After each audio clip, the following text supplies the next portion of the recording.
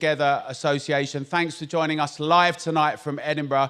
We're very excited to be in this fantastic venue, which you'll see in just a second, packed out in here, upstairs, in a basement and across the road, brilliantly organised by the Together team and many others in Edinburgh.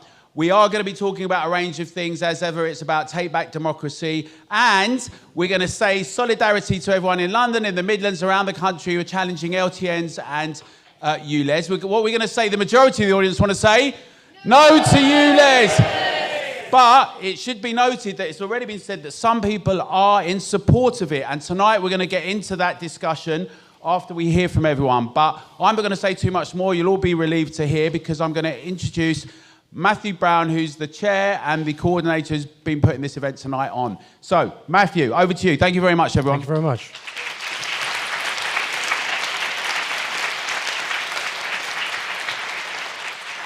Hello, everyone. Firstly, can you hear me? Beautiful, thank you. Well, welcome, everyone. Thank you very much for coming to this very important event to discuss the implementation of low traffic neighbourhoods, low emission zones, and 20-minute neighbourhoods in the city of Edinburgh and across the whole country. As has been said, my name is Matthew Brown. I'll be your host and chair for this evening. I'm a student who moved to the city 3 years ago, and have recently been helping together meetups in Edinburgh. This, I'll be honest, is a relatively new conversation to me. And while I have my opinion, which I'll say more on shortly, what has been most important to me has been the facilitation of public conversation and dialogue. We have a great lineup of speakers this evening. Each will take around 5 to 7 minutes to tell you about their perspectives before we turn it over to yourselves for the rest of the night, where you'll be able to ask questions, make comments, and tell stories. Tonight, our speakers are Alastair, an author and co-convenor of the Academy of Ideas. We have Pam Peters, Edinburgh resident and Edinburgh Together meetup co-host. We have Simon Miln, a Scottish business entrepreneur and commentator on social media. James Melville, freelance journalist and a political commentator. And Alan Miller, who you've already met, is a businessman, radio host and co-founder of Together, who has supported us in bringing this event to you today. So if you can give them a round of applause quickly before we start.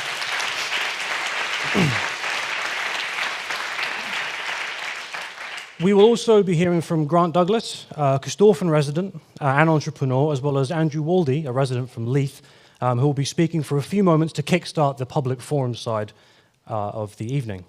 Now, before we get into it, I have a few points on housekeeping, and I wanted to take a few moments to say something about what this event was intended to be. First, and most importantly, fire exits, the way you came in, and if that's on fire, that small door over there. Toilets, round the corner, and there's also some more downstairs if you need them. As we are live streaming this, if anyone's been to the venue before and is logged onto the Wi-Fi, if you could log that off, that would be amazing, because it increases the likelihood of there being an interruption if loads of people are on the Wi-Fi for this evening. So, as you may have seen and been expecting, I have pushed from the outset for this event to be framed as a debate, as well as a public forum. It was important to me that both sides of this contentious issue were given a fair shot, because while I understand that many people feel very strongly about this topic, one way or the other, how we have resolved conflict in our modern liberal democracies has been through bringing together those in disagreement, detaching the individuals from ideas, and letting the ideas and the evidence hash it out. After the last decade nearly, the last thing that we need is another issue that divides and separates us from one another. While I understand that perhaps most people here find themselves opposed to these policies that we are here to discuss, as was the case in St. Margaret's Park in Corstorphine recently, I implore everyone to look for the common ground that we share with those we find ourselves in disagreement with. On the one hand, proponents of these policies see the possibility of safer and quieter streets not dominated by motor vehicles, fewer road accidents, cleaner air, sustainable transport, more inclusive and equitable spaces, healthier citizens who use their bodies more to move around, and a necessary and urgent response required to the climate crisis. And on the other hand, opponents of these policies see the possibility of unintended consequences resulting in busier streets, more air pollution, the scarring of historic streets with blockades and planters, those less able to use their bodies being left behind, and the people's freedom to move around their city and their country being distinguished at the hands of unelected technocrats represented by politicians committed to reaching net zero by any means necessary as soon as possible while failing to do anything about the problem. Now, wherever one falls on this argument, either side or in between, I think believing either of these viewpoints demonstrates for the most part a care that one has for the people around them and the environment, and I think it's really important to remember that before we start today. Attempts have been made to secure speakers for the policies this evening, but these have not come to fruition. Those most vocal about the policies, for example, some councillors, charities and campaign groups like Sustrans and Spokes, have declined to attend on the grounds of being unavailable and in high demand for events. Most councillors have been made aware of this event. When I sent out an email, 8 out of 51 responded to decline, and only 2 declined recognizing the importance of the conversation and wishing us a successful event. Although I have been informed that we have 3 councillors with us tonight, Councillors Mowat, Cowdy and Monroe. So thank you very much for coming.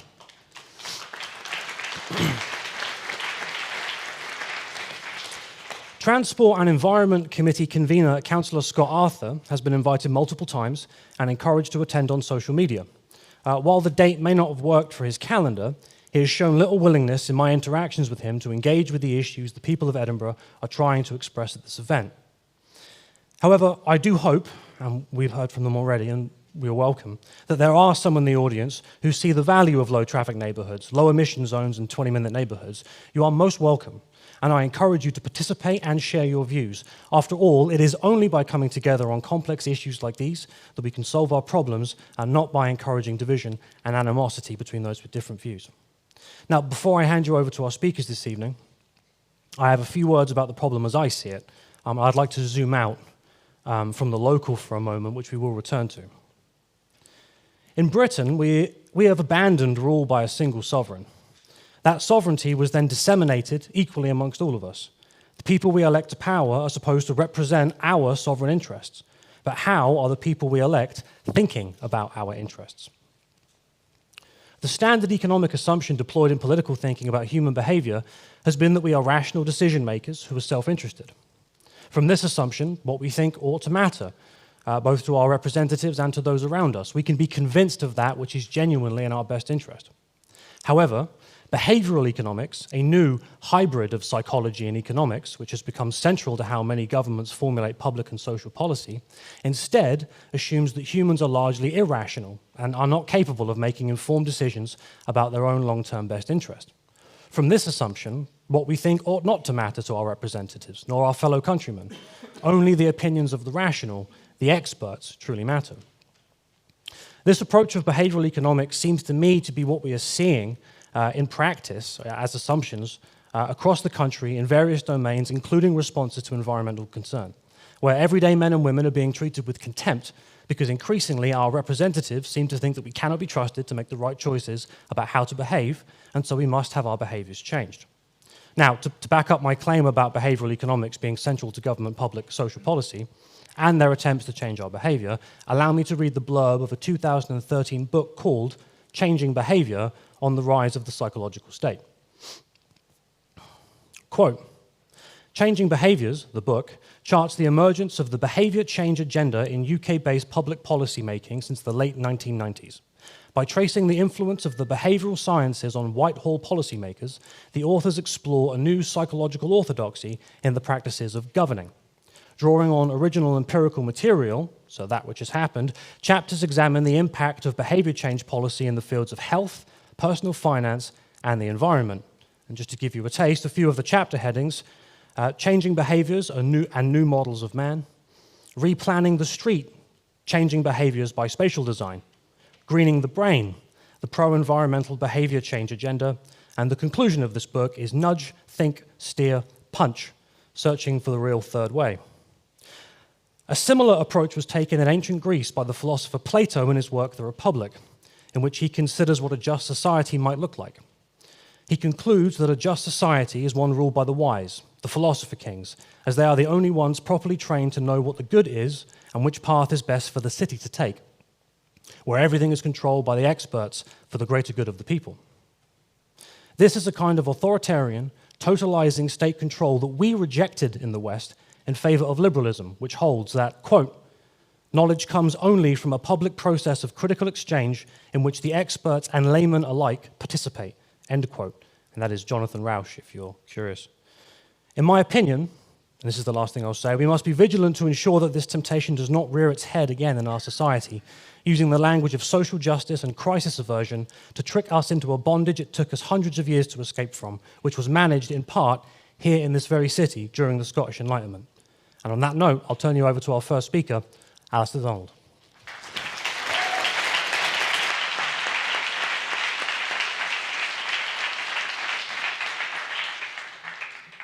Thanks very much. Do I need to use this? Yes, probably. Yeah, okay, I'll use this.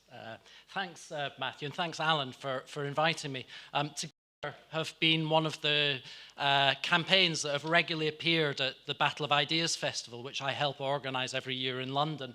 And a very good part of that festival as well, taking part in lots of discussions and debates. So it's really nice for a reciprocal invite to come tonight, to come and speak to all of you and to really try to get to grips with what I think is a very, very important issue. Matthew very helpfully, in advance of this meeting, set us a number of questions that he wanted us to think about. And I thought, given the opening remarks are fairly short, that I'd just try and pick up on one of those questions, which was, why is this happening now? And before I organised festivals and freedom schools, which I do now, my background and professional career was in urban design and urban planning. So I thought I'd try and bring some of that to the table. So basically, I want to talk about three things, and three things which I think have been very important in why we are where we're today. And I'm speaking, I should say, just to go back to the question of two sides of this debate, I really speak as someone who's concerned about the imposition of some of these new low traffic neighbourhoods and ULEZs just now. So I think three things to talk about. First is a problem of probably the 1970s onwards, which was the turn against urban modernisation and new towns, which I think epitomised a more expansive attitude to mobility in those days, and that was put to the side and really started to be condemned. Secondly, and this was much more in the 1990s and the early 2000s, a kind of real attempt to moralise our individual and personal travel choices, which I think was a real problem. And both of those laid the groundwork very much for what has been happening in the last 3-4 years, and especially post-pandemic, which has been experiments, really, urban experiments in curtailing our personal mobility. So I'm just going to say a few words on all three of those things. Well, obviously, these LTNs and LEZs, they're very much buzzwords at the moment. But as I've said, I do think that the groundwork for some of these initiatives was really laid quite some time ago. The point at which I started to get it, I was trained as a surveyor and someone who worked in construction, and I got interested in cities in the late 1990s. One of the reasons being I spent some time in Chicago in America, which, if anybody knows anything about the history of that city, is one of the most inspiring places on the planet, I think. It was basically a product of the transformation in American agriculture in the 19th century. It was built on the shores of Lake Michigan, where it sank, and then they literally jacked the city up and reversed the flow of the river in order to make sure the city survived. It was a place that got burned down in 1871 in a great fire, which caused them to invent steel, fire-protected steelwork, which basically laid the groundwork for towers that we see in every city across the world these days. It's epitomized by a guy called Daniel Burnham, who was the planner in Chicago in the early 20th century, who said, make no small plans because they have no means of inspiring men's imagination. So this is a city that was built on urban ambition and expansion. Having come back from Chicago, I got myself in an urban design course and eventually started to work at one of the kind of super ministries within government, which at one point was known as the Department of Environment, Transport and the Regions. And the contrast with what I'd found in Chicago was incredible. Where there had all been about aspiration, the UK method of thinking about cities was very much the opposite. It was very much about constraining development development, about stopping people travelling, about stopping people, especially driving. It was almost in a way, instead of known as the Department of Transport, but really it was a kind of anti-transport department in a way. It was a very strange situation to be in, and it was epitomised by Tony Blair, the Prime Minister at the time, who said, a new approach to transport may mean sometimes not travelling at all, at which case I sort of envisaged Daniel Burnham kind of turning in his grave at such a lack of ambition. So the context was set in the 70s and 80s and 90s, this kind of move against mobility. But I think in the early 2000s, the thing was, it became, rather than transport becoming something that the state provided infrastructure so that we could all move around easier and get on with our lives, increasingly your travel choices became something that was moralized and turned into a value judgment, often used against you. And that kind of loss of imagination about cities and how they could be, and the emergence, especially of environmentalism in that period, basically meant that the moral value of thinking about cities became sustainability and being environmental, and basically being against development. Sustainability became the kind of moral ethos of how we thought about development. And so in that sort of situation, whereas you might have thought in the past, well, cutting congestion requires that you actually build some new roads or build some relief roads or engineer better junctions, all of a sudden cutting congestion became about stopping people driving. And it was also a time, incidentally, when people started to think about in very much medical and therapeutic terms. So you weren't just someone who went for a drive, you were someone who was addicted to driving, and society became very problematically for planners and policymakers became car dependent. So the kind of very value judgments made against driving. So as I say, the groundwork for turning against better transport was laid across those years.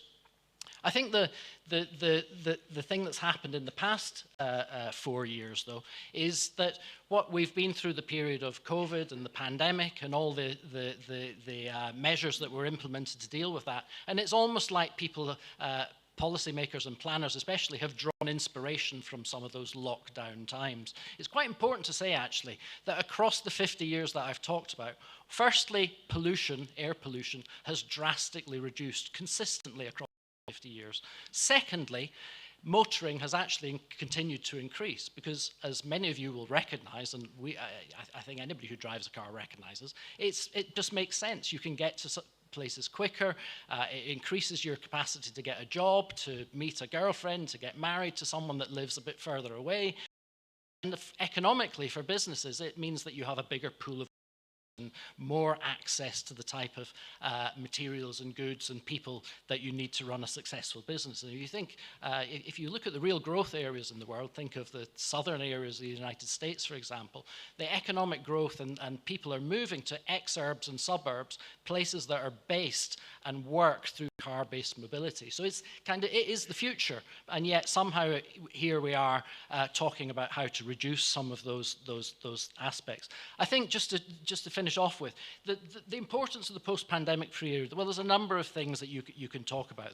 Firstly, I think the kind of free-floating fear that was associated with the COVID period is very quickly and easily transmitted into the discussion on climate change. So, you turn on the news just now, obviously pictures of what's going on in Greece.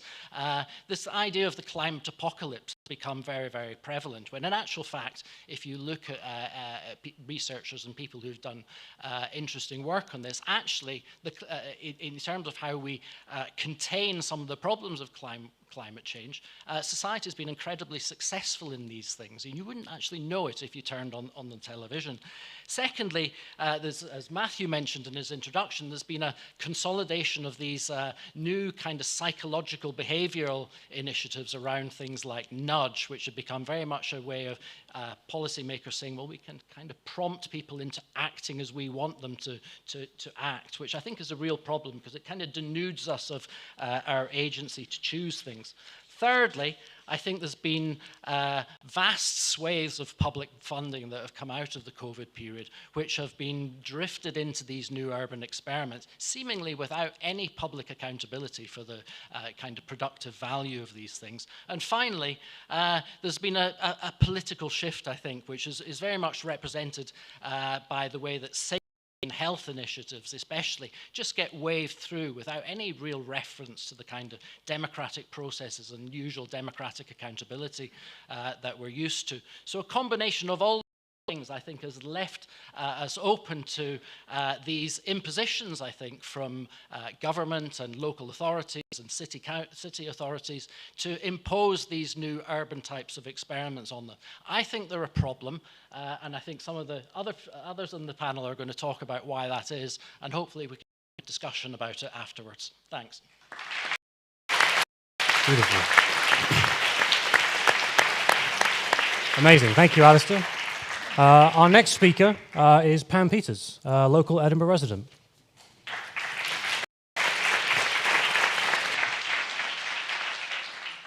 Hi, everyone. Is that close enough? Can you hear? Yep, a bit closer. Is that better? Cool. I've been asked to give my perspective tonight as somebody who's lived and worked in the city for 20 years. I realise these are my own observations, so everyone in the room isn't going to agree with me. But that's the point of us having the meeting, that we can hear each other's views. I live in the West End now, but I've also lived in Leith and I've lived in Barnton.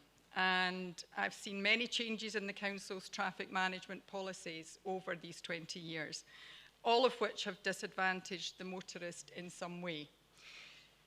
Bearing in mind that motorists are not just people who prefer to use their car, they're also essential users like service providers, tradespeople, and delivery drivers, you know, roles that we can't function in the city centre without these people.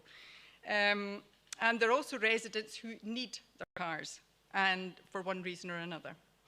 So some of the changes that we've seen in 20 years are lanes installed, we've had the tram system built, we've had utilities replaced. Those two things caused massive disruption and interminable roadworks that came at a great cost to local businesses in terms of their trade. We've seen city centre roads closed and one-way systems implemented to force traffic through designated routes. We've seen pavements widened and traffic lights set to prioritise pedestrians. Speed limits reduced on access roads and 20-mile-an-hour restrictions in and around the city. And we've had the Spaces for People initiative that saw hideous black and white plastic poles erected supposedly to create temporary space for people. And they're still in place now 3 years later, despite objections from 80% of businesses and 60% of residents. To be clear, I'm not saying that all of those policies are bad things. We need to have a mix of travel options in the city centre. But the reality is that all of these policies have impacted motorists. They have made journey times longer, and they have caused queuing traffic. The Federation for Small Business estimated when the 20-mile-an-hour limits were introduced that tradespeople would be able to do one less job a day just because of the difficulties of getting around town. And all of the policies are bound to have contributed to an increase in, well, definitely in congestion, and presumably also to the emissions data that Councillor Arthur is now using as part of his justification for us having LTNs and LEZ in the city. We know, of course, that it's the ludicrous net zero dogma that actually underpins the LTNs and the LEZs, but I'll leave other panellists to say more about that. And I'm sure we're also going to hear later, well, I know we are, from folk who are actually living with the impacts of the LTNs in Kirkstoffe and Leith. For now, what I'd like to say a word about is the vanity project that we're living with in the West End at the moment. and that is the city centre west-east link. It's a 2-year project that's costing £5 million to provide a walking and cycling route into the city centre. The section that's been delivered at the moment requires Haymarket Terrace to be closed eastbound for 10 months, and that's going to take us into January of next year. So we now have 12-wheeled double-decker buses driving through 2 residential crescents in the West End, and we have queues in Palmerston Place that regularly stretch back to the Gallery of Modern Art. That's a distance of about half a mile. So in addition to the obvious increase in congestion and emissions that this project is causing, my question is, why are we pursuing it at this time? The council's own website says that lockdowns had a profound impact on the city, with businesses hard hit and footfall significantly reduced. So why are we prioritising policies that favour cyclists and walkers rather than businesses and consumers? The combined impact of years of roadworks followed by lockdown means that we've lost many of the small independent retail and hospitality businesses that characterised Edinburgh's city centre. And those appealed both to residents and to visitors alike. So why are we not prioritising policies to support the economic recovery of our city centre and support small business?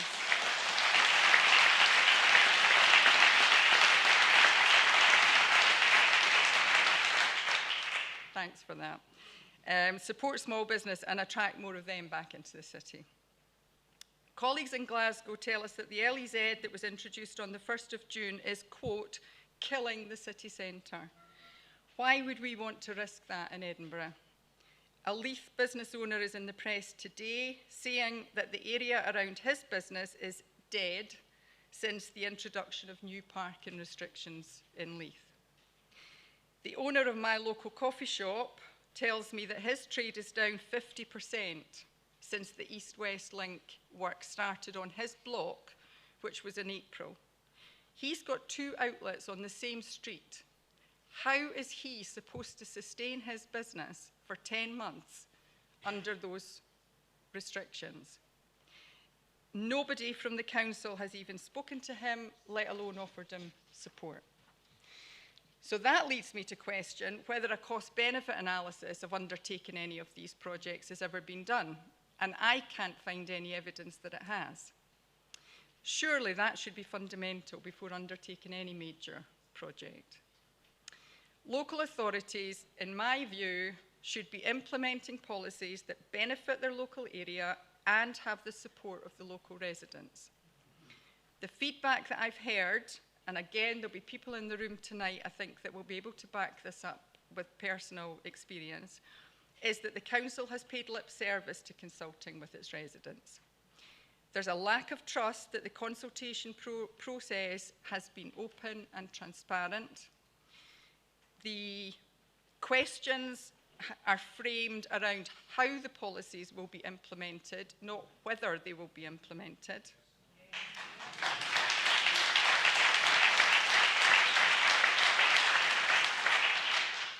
And legitimate, constructive local views have been dismissed as lobbying. And I heard Councillor Arthur say that myself at a public meeting. Reducing car usage, encouraging walkers and cyclists, and improving public transport options are all ways of preserving the fabric of our historic city. And we all want that. There's no dispute about that. But what we also want is a balanced approach. And residents have to be free to choose what works best for them, which of those travel options works best for them, without being penalised for their choice.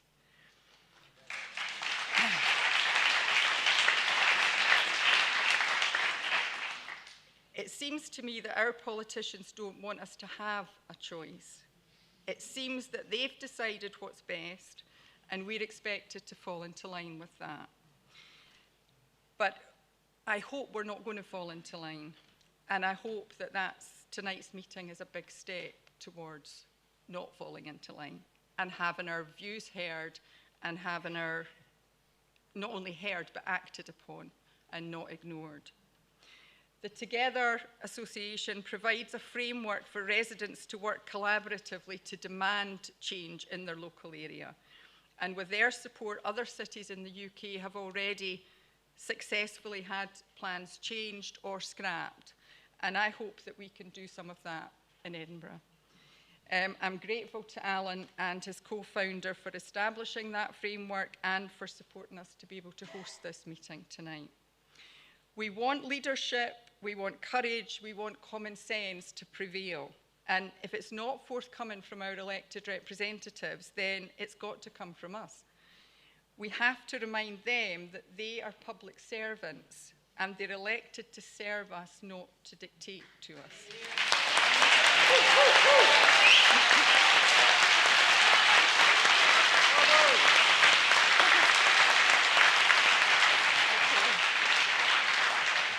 Thanks for being here. Sorry, thanks for being here and thanks for listening. Beautiful.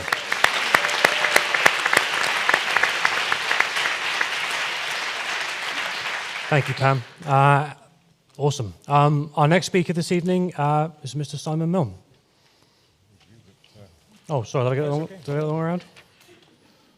I have you on here. You're on my list. Yeah, there you go. That's the one. Can you all hear me? Fantastic. This is great because it means James is. I'm going to get in before James, so you'll have to start editing quickly.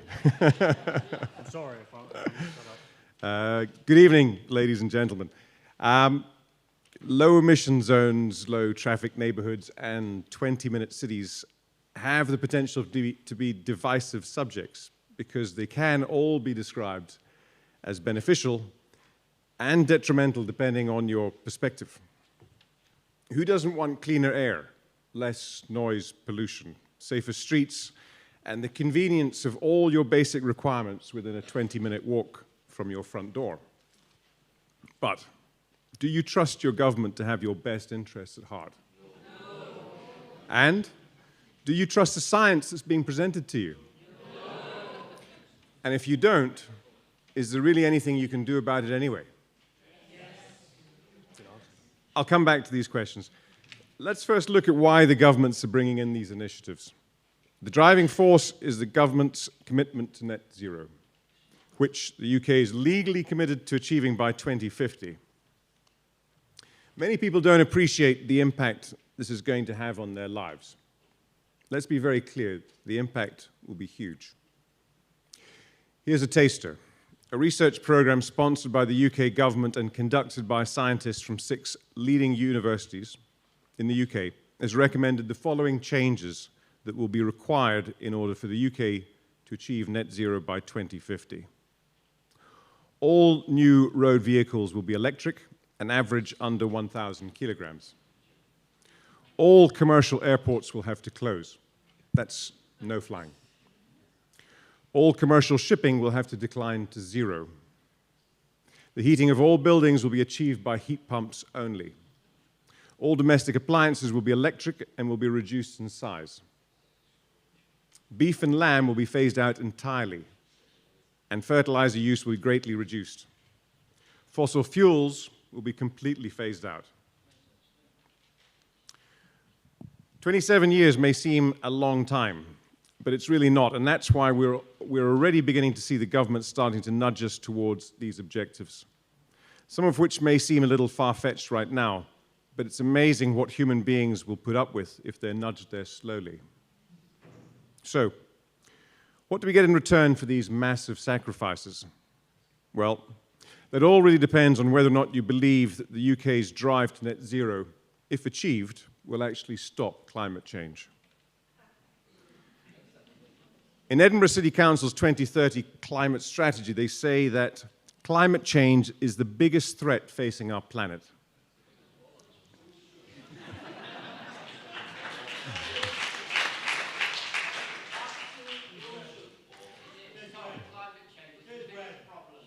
We'll come on. We're not doing a Q&A just yet. If you just allow me to finish, please.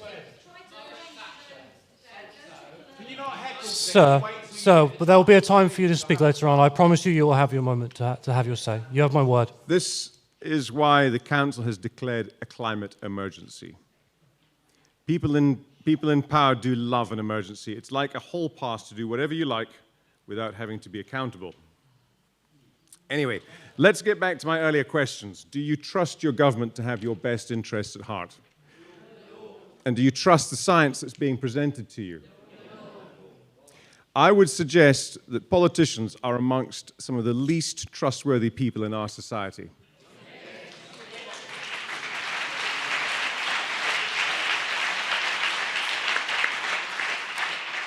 Just look at the leaders of our main political parties, both here in Scotland and in the rest of the UK, and ask yourself, do you trust them to have your best interests at heart, or their own?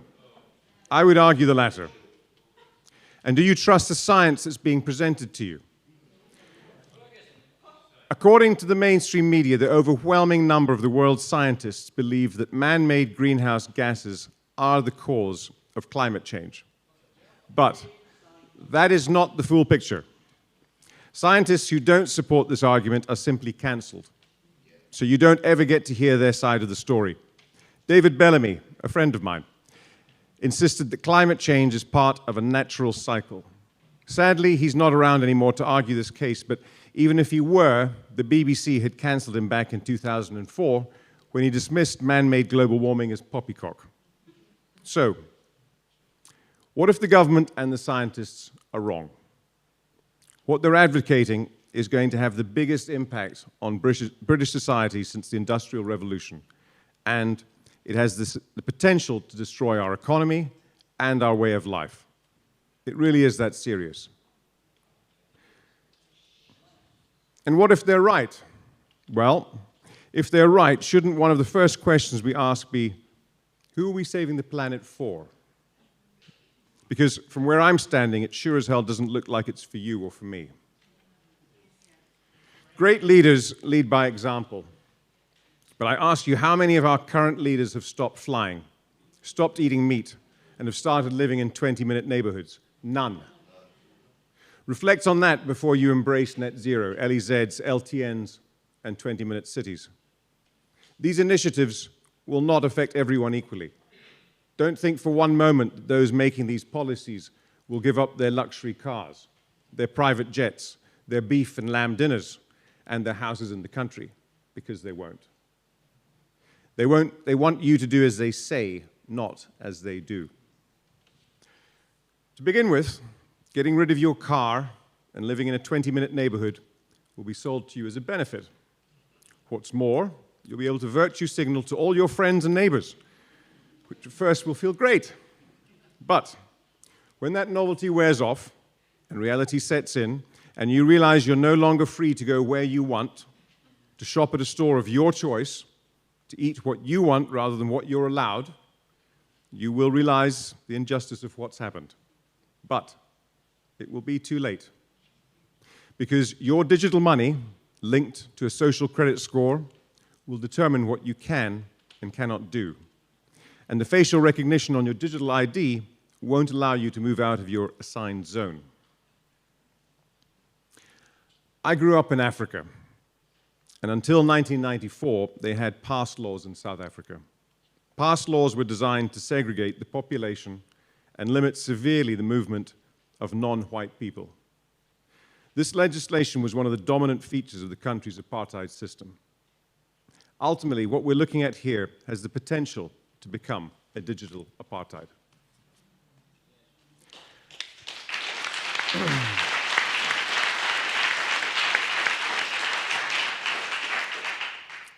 Article 13 of the Universal Declaration of Human Rights states that everyone has the right to freedom of movement and residence within the borders of each state, and everyone has the right to leave any country, including his own, and to return to his country. I'm not a scientist, so I can't tell you whether the science being talked about is right or wrong. But as an ordinary citizen whose only interest in being here tonight is a deep sense of responsibility as both a parent and a grandparent, and a genuine interest in our environment, I can tell you that these initiatives are wrong, because they are fundamentally anti-human, and the people pushing them are untrustworthy.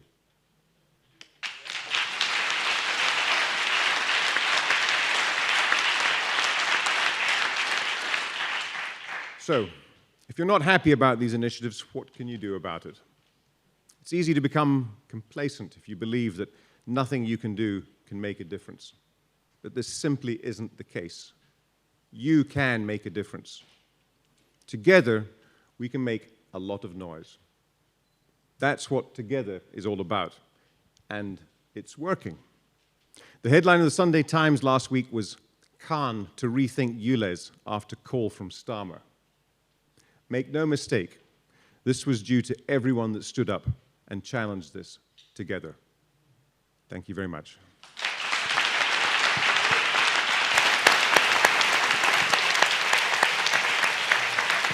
Thank you, Simon. Thank you very much. And we'll move on to our next speaker now, who maybe should have been earlier, but now, Mr. James Melville. Thank you. Last but not least, hopefully. Evening all. It's a real pleasure to be speaking in Edinburgh. I consider Edinburgh one of my many homes. I live in Cornwall as a diaspora, Scottish diaspora.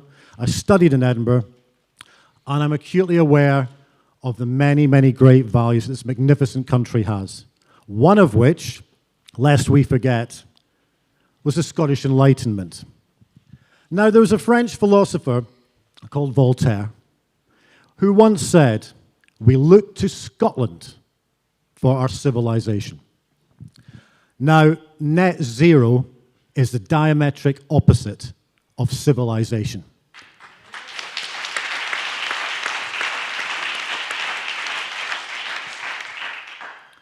What we've got is a bunch of Poundland authoritarians who for the last 3 years have stripped not just our freedoms, they've stripped, in many cases, the confidence of a nation. And I've seen that happen in Scotland, and I think it's absolutely disgraceful.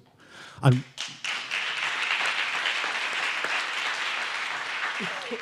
but I'm not here to talk about COVID.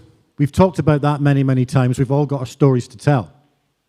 I'm here to talk about LTNs, ULEZ, 15-minute cities. 3 cheeks of the same backside as far as I'm concerned. What we've got is an extension of what happened in COVID. It is about, on a local level and a national level, agendas. It's not following the science, it's following the agendas. And it is time, on this one, unlike COVID, I think we've got, right at the start, the wind at our sails. For a long time during COVID, many of us, I hate the phrase woke up, but many of us woke up at different times regarding the COVID response. I've been on a huge journey over the last 3 years where if someone had said to me that I'd be sitting next to some people who have probably squabbled about on many other topics in the past, I would have laughed at them. But that's the great thing about politics. It makes for interesting bedfellows. But as Simon said, when we talk about net zero, we're not just doing it in the here and now and what's happening to our towns and cities. We're doing it for our kids' futures.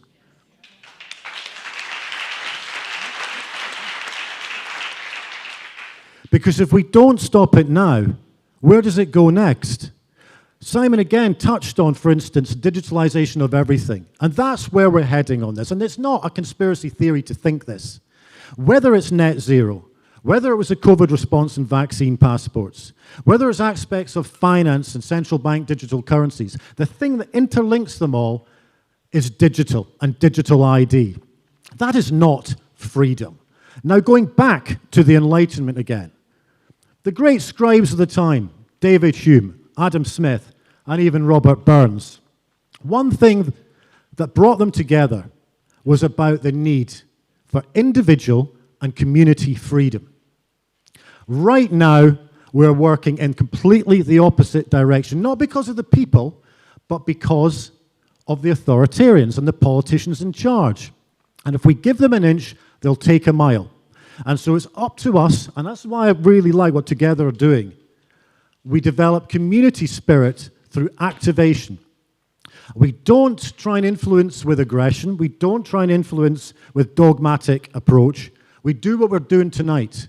We listen to both sides of the debate, and we learn about the data, and we point out the flaws, and the thing that links net zero back to COVID again, and that links us with LTNs and ULEZ and 15-minute cities is the collateral damages. Just look what is happening on this and what has happened to our towns and cities around the country. Now, I live in Truro, miles and miles. I'm like a Proclaimers song. I live 500 miles away. But it's already creeping in there. You're getting segmented zones in cities. You're getting businesses in the southwest, same in Scotland, who are complaining from a loss of turnover, reduced turnover, because it's restricted. You're getting security issues, and people are leaving pubs and nightclubs because they're stuck in a 15-minute zone. And all of this, and this is why I think on this issue we've got a lot of chance of success. It's causing real public anger.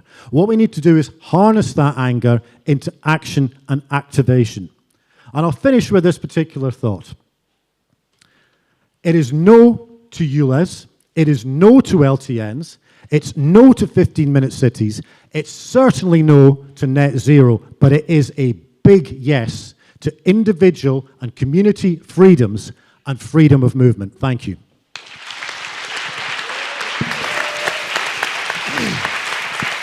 Amazing. Thank you very much.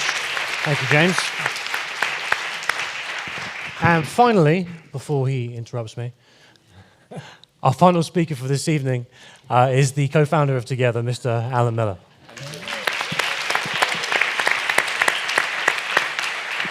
Well, ladies and gentlemen, you always know you're at the right meeting when you hear references to Plato, to the Scottish Enlightenment, to Chicago, the great city being rebuilt with ambition and aspiration, to nudge, also to people with differing views, so we don't cancel and censor them, though we do insist that people do it civilly, because we can discuss things and we're all fellow citizens, and we can listen to the merit of one another's arguments in the same way that those brilliant inspirers of the Scottish Enlightenment that met in the meeting rooms around here, whose ideas were radical and transformative and inflammatory and changed the world. The Adam Smiths, the David Humes. You know, I'm not going to recite to you all the things you know about Edinburgh already, the birthplace of the television and the telephone, of great medical achievements, even Dolly, whatever you might think of Dolly the sheep, but a whole range of other things that, from McVitie's, industrious, hardworking, diligent, philosophy, economy, transforming the material base of society so we could get out of the ghettos, so we could transform the slums, so we could create the opportunity to be truly free. The same William Small that inspired Thomas Jefferson. We hold these truths to be inalienable. The idea of the Declaration of Independence that comes from the birthplace of Edinburgh and Scotland, of the Scottish Enlightenment. And now, what do the so-called democratic rulers and leaders here who don't want to listen to us all want to do? They want to limit and restrict, fine, surveil, and shut down our streets. They don't want to transform them. If a 15-minute city was really about service provision, then where are all the brilliant services for the GPs and all the great provisions? And when you do have them, can you get to see them?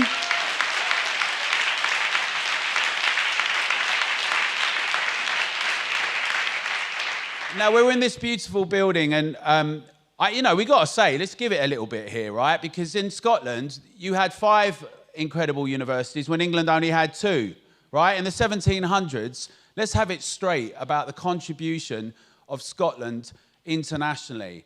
And that's why it's so important that when you get an export that's coming from England that is actually something to do with something called C40 cities, with the idea that we're going to have restrictions. We've had 3 decades of bureaucrats and technocrats that don't have solutions, that don't have ambitious ideas for schooling or hospitals or medical inspiration or building lots of houses. But instead, you know what they're good at? They're good at saying, don't do that, don't go out there, don't speak in public, don't give out flyers. In fact, how about we shut your roads down? They're very good at that kind of thing. Sit in the corner, hands on heads. We're the smart, brilliant people. We're the people that can fly to different places around the world. We can go to Davos and we can come up with all these ideas, and then we'll come back and we'll tell everyone this is how you're going to do it. Now, the question for us today, ladies and gentlemen, is what we're going to do about it all. Because we've heard these things, and of course, if one thinks these are very good measures, you're in great shape, right? Because you've got £1 billion being spent in some boroughs on these things. In Scotland, that's the amount of money that's being spent. So you've got good company. You've got Sustrans, talking about Chicago, an American company. You've got Sustrans that, check this out, they not only do the consultations with the local councils, but they then execute and implement these things and then make money for them. Very objective, very balanced, very democratic, I think not. You've got active travel and livable streets with cycling campaignists. And by the way, I love cycling, right? But, you know, my mum's got a condition. She can't cycle. The delivery people and the working people that have to bring things to and from people, they can't cycle. You know, we've actually got councillors in England telling people they should get a wheelbarrow and bring furniture to people. Or like chimney sweeps should do that. And so, I mean, what planet are they on, right? What do they want us to do? Go back to feudal times where we had to pay tolls and in hamlets, or go back to China circa 1970 and 1980 where we were all cycling around. Now, I think that this requires a really, really robust debate and discussion with those who have different ideas, but it also requires action. We heard that recently things are changing. We've seen that in Warrington, locals got together, residents, businesses, many have very different views. You know, we've worked with people that are or have been in the Labour Party, in the Lib Dems, independents, Greens, and people that never will go near a political party. People who didn't agree with my views about COVID or anything else about what was done, but who are united on the idea that we should have an open, democratic, accountable situation about our streets and cities.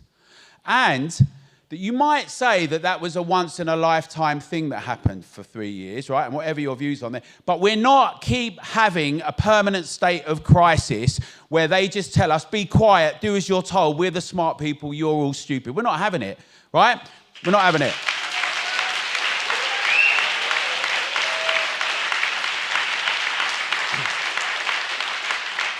Now, one thing about the Scottish Enlightenment was it was all about human reason, and it was against the idea of authority just being imposed without a rational discussion and debate. So we keep inviting councillors and those who purport to champion active travel, livable streets, to have public debates, and yet they don't seem to want to do it. And in fact, in places like Bath, where it's been 135 days since the councillor said they would come, Sarah Warren, to come and speak to people. She still hasn't. They've got a ring of steel. Sounds like a war, right? No, these are to residents and citizens, and Bath is a bit like under occupation. Or in Bristol, where we see these measures on the one hand where they're saying we're going to go ahead with them, but then at the same time, because of the things we've all been doing together in Bristol, they're now stepping away. Marvin Rees, the former mayor, has announced today we have to step back, we have to assess this, we have to say that maybe this trial really is a trial.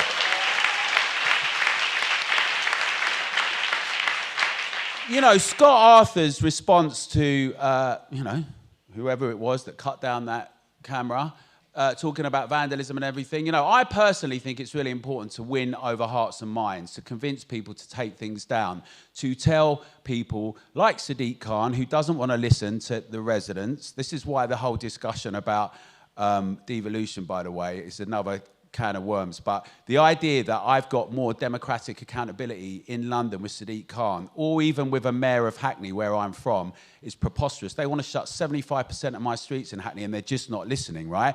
So we have to make them listen. And we've made Sadiq Khan listen, and we've made the Conservative government listen, which, by the way, they've all been funding these things, right?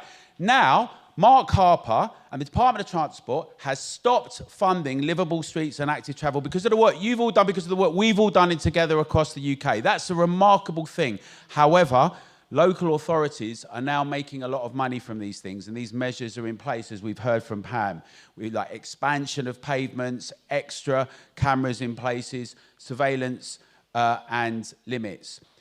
So I'm going to just play a couple of videos because I think it's important to get a little idea about what some people have been doing in different places around the country and to get a bit of inspiration. One of the things we're most passionate about at Together, and we say this all the time, is that if we go out and the cost-benefit analysis might sound a bit dry, but if you get the public and we have an honest discussion about what's involved, and you say, right, not just do you like clean air, because I don't think anyone would get up and say no, but Would you like to have a restriction in your incomes, not see your family as much, perhaps have some power cuts, not go around as much with mobility, and maybe we'll have you all surveyed? Then you'll get a different response. But if you have an honest debate about what's at stake, when you say 15-minute city or low traffic neighbourhoods, what you actually mean is bollards and cameras. Where are the services? Where are the new houses? If people that run things are committed to living healthier, longer lives, as Sadiq Khan says he is, and others say they do, they should take the Enlightenment principle. Build great houses, have a fantastic economy, let people earn more money, have wages increase and profits. Let's everyone have a new industrial revolution, a renaissance in Britain. Let's attract the world to us, a bit like Dubai and other places are doing. Why are we not doing that? That's the way you improve lives. That's the way you improve quality, not by creating a Fortress Britain, a checkpoint Charlie around our streets, shutting us down and zoning us off. Definitely not that way.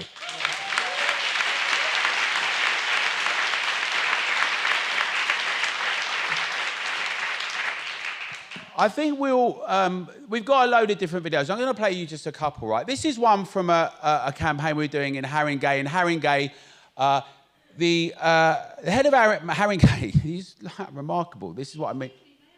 Just, you'll be able to speak when we get to the public debate. This is the other thing that happens, right? Hundreds of millions of pounds, Scottish government, local authorities, British government, local authorities, all saying the same thing. The Guardian today saying if you challenge this, you're in denial about global warming, forget the arsonists.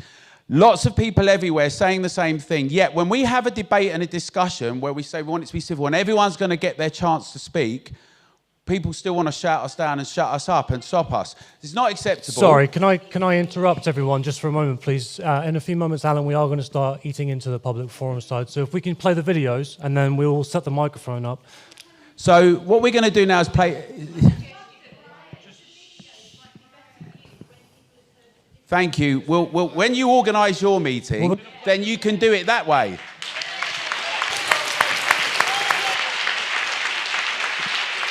Right, this is just a quick one from Haringey.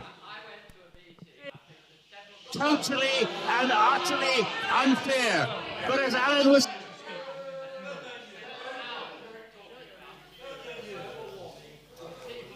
saying, the borough, people, power has forced the local authorities to get rid of the LTNs. We can do the same in South London. We can do the same in North London. You can do it in Haringey, and I wish you all the best. And I'm just going to show you a very quick video of some of the things that get done. This is in Oxford. Now, Oxford's been a test plate for what's been going on. And actually, Clint Pugh, that's been in the press a lot, has had to shut one of his businesses down. He's had 3 for 30 years, and he's made the Cowley Road what it is. Okay, so no, I'm not going to get that. So you know what we'll do? We'll just take Tara in Haringey, who had to move her venue. And this is the sort of thing that we're getting people to do around the country to tell their stories, because the thing that's really important is that no, that's not working either. All right, we've had a bit. So what we basically do in terms of what can be done is we invite locals, people in retail, hospitality, anyone who's doing businesses, families, to make videos and to contribute to the debate and discussion, because we found that in terms of hearts and minds, that's a really good way to get our message across. It's one of the things we do. We also organise local meetings like this. We invite people to lobby their councillors and MPs, to write to them, to email them, to call them, to go to their surgeries, to invite them to public debates, to have rallies, to have protests, and to civilly organise so that we have strength. Because what we want to do is resuscitate the public spirit. We want to put the public back at the heart of politics and society. If we could close it off there, Alan, please. All right, we'll have some more in a bit. Thank you very much. Thank you, Alan. Cheers. Give a round of applause for all of the speakers. We are now going to hear, just before we open it up to everybody else, from Grant Douglas. I'm just going to arrange a microphone for you, Grant. Bear me 2 moments. I hope this comes all of the way. Hang on. Can you chuck me that handheld, please?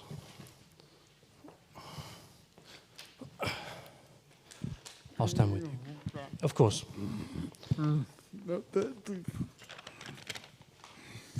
as a disabled person who has impaired mobility, the introduction of a low traffic neighbourhood in my community has made my life harder. I rely heavily upon my mobility vehicle. I can't get out without it.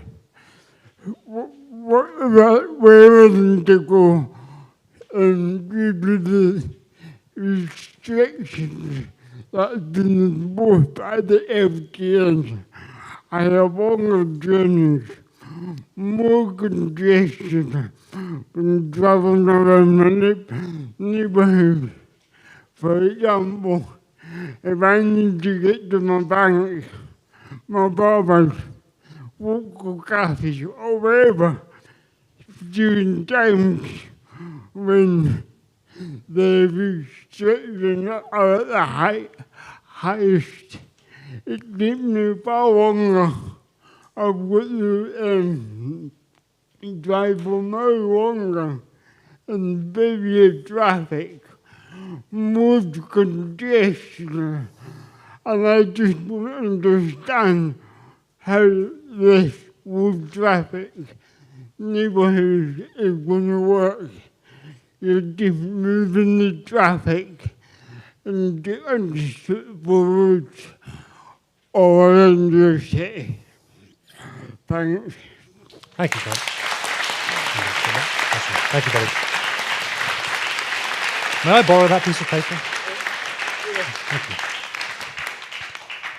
Grant has given me permission to read what he's just said in case anyone had any difficulty hearing from him. He said, as a disabled person who has impaired mobility, the introduction of a low traffic neighbourhood in my community has made my life harder. I rely heavily upon my mobility vehicle whenever I need to go anywhere, and due to the restrictions introduced by the LTN, I face longer journeys and more congestion when travelling around my neighbourhood. For example, if I need to get to my bank, barbers, local cafes, etc. during times when all restrictions are enforced, I face a 1 mile detour and busier roads just to get to where I want to go. There you go, Grant. And I will now introduce...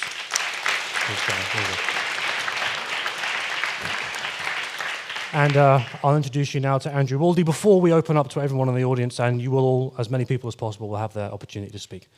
Andrew. Yes. Good evening, everybody. Can you hear me? Yeah? Okay. Yes, my name's Andrew Waldy. I'm a resident in Leith, and I've been there, living there for the past 7 years.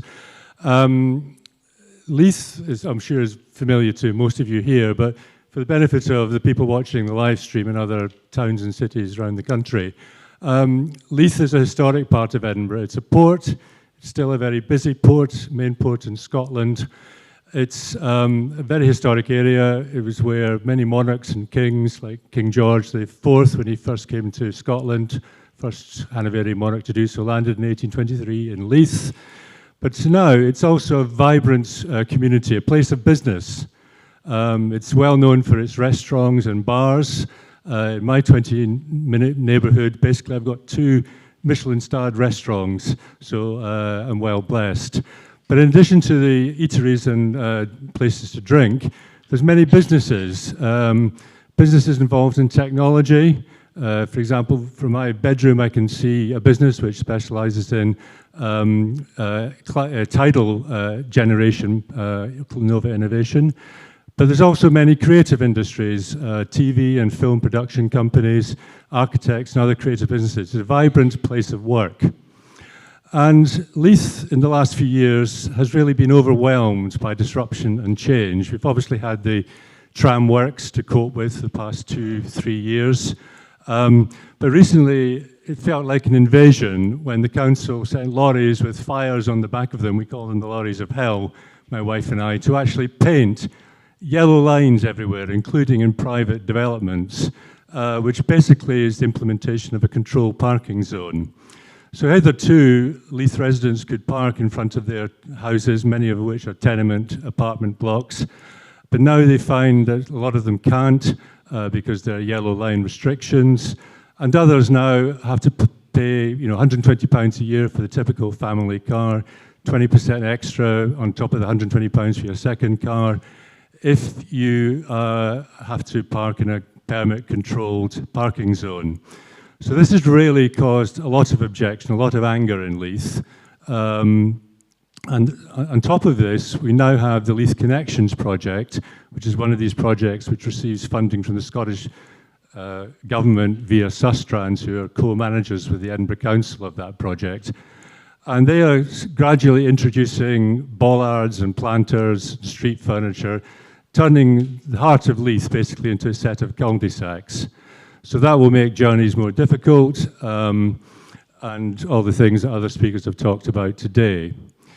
So I could talk about the consultation process, but one of the people who weren't really consulted during the online consultation that was conducted in the heart of the depths of the COVID pandemic were business. Leith Chamber of Commerce didn't attend, or maybe weren't invited to the initial community reference groups. So groups like Spokes and Living Streets, who are obviously campaigners for active travel, did participate. But as a late stage, in the second stage of the LTN consultation, Leith Chamber of Commerce were able to attend and take part in a 1.5-hour meeting held over Microsoft Teams. So the consultation, I think, is very much open to question as to the quality of it. And only 800 people took part in the online consultation, which is just about 3% of the 24,000 people who live in Leith Ward. So you can tell me if that's going to give you a representative result or not. So at the end of it all, who benefits from the Low Traffic Neighbourhood Leith Connections project? And it's still ongoing, they haven't completed it yet. Well, cyclists will probably benefit when they eventually do start work and complete the cycle path that will go from Foot of the Walk to Ocean Terminal. We've got the planters blocking Sandport Bridge, but we've yet to see the cycle path that those planters are supposed to enable.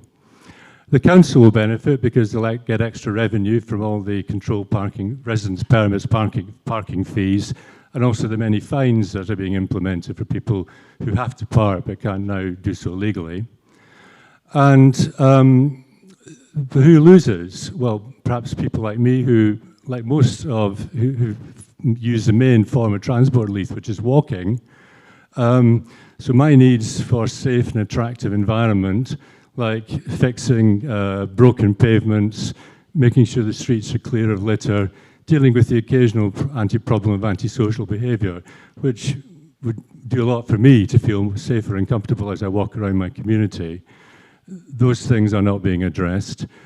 I get irritated, as a newspaper has quoted me saying, by the ugly planters and cheap street furniture, but I can live with that. But the last point I want to make is the people I think who are really going to lose out from these schemes are the people who make Leith what it is, a vibrant place of business and work, and that's local businesses.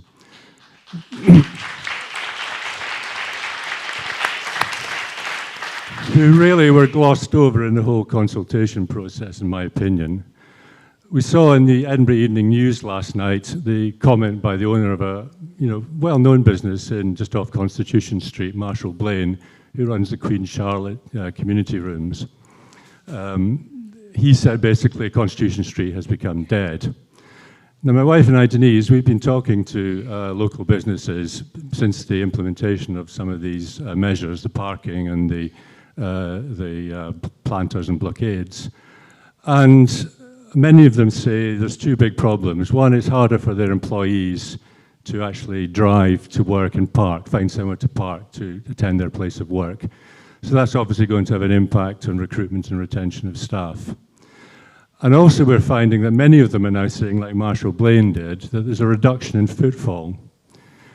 Ironically, one of the held out benefits, claimed benefits for LTNs is it will increase cyclists and pedestrians and give you more footfall and therefore trade for business. The early signs are that that's the opposite is happening. I fear that the low traffic neighbourhood is actually working. It is reducing traffic, and that's reducing trade and custom for the many local businesses in Leith. And that's, I think, an emerging disaster.